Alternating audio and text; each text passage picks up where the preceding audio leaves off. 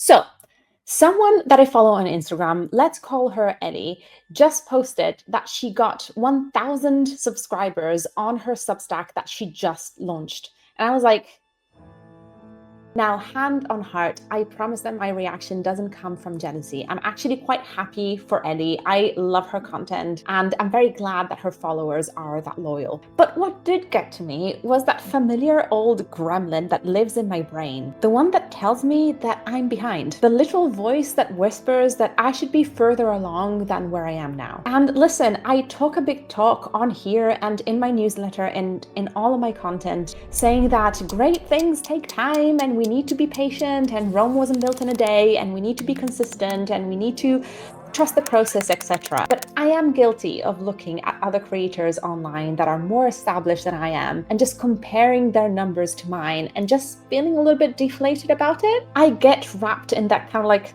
spiral that makes me think that I don't actually know what I'm doing and none of this makes sense and everything that I do is kind of like low-key embarrassing. But this is where being 37, almost 38 comes handy. I have enough professional and life experience under my belt to know that I should use context as a shield against the comparison angst, if you know what I mean. So what does that mean? Well, it means that Ellie has 150,000 followers on Instagram and I have like 500. Of course, at least 1,000 people signed up for her Substack. It's just basic maths. Having a higher amount of followers will result in having higher conversion numbers than me, even if the conversion rate is similar. And Ellie herself says that she's been doing this thing for years now, creating content and attracting the right people and being consistent and showing up. She herself is very open about how long it took her to just get to grips with this social media thing. It's not something that you can just pick up in a handful of months. So if I intentionally take the vanity figures out of the picture, the number of subscribers, number of this, number of that,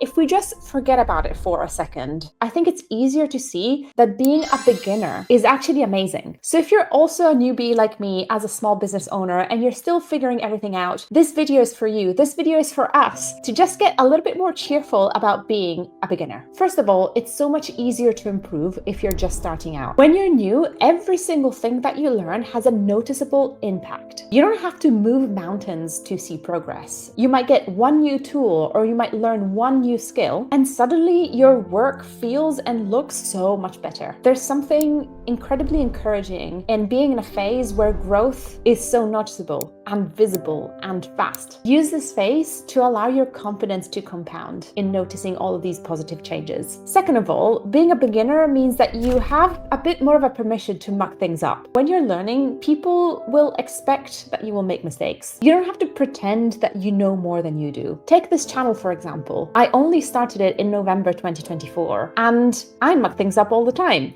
I'm still not great at storytelling and I still feel a little bit awkward in front of the camera and I'm still learning to script my videos well, but I don't think my audience minds. I think my YouTube audience is graceful enough to understand that this is still my, beginner phase and that over time the channel will get better and better. Also, when you're a beginner and no one's watching, there's so much less pressure. This is the gift of growing when the spotlight isn't on you yet. When you're under the radar, you can try things out more easily. You can change things around, test your voice and tweak your offers, and shift directions without anybody freaking out. There's no audience to please yet. There's no brand police. So it's just more okay to be messy and to just continue figuring things out. And then lastly, and this is my favorite thing about being a beginner, is that it's never boring. There's always something new to learn, something you've never done before, something outside of your comfort zone, something slightly terrifying but totally energizing. I don't know about you, but I just can't stay in a job that has become boring to me. That's probably why over 10 years of living in the UK, I've had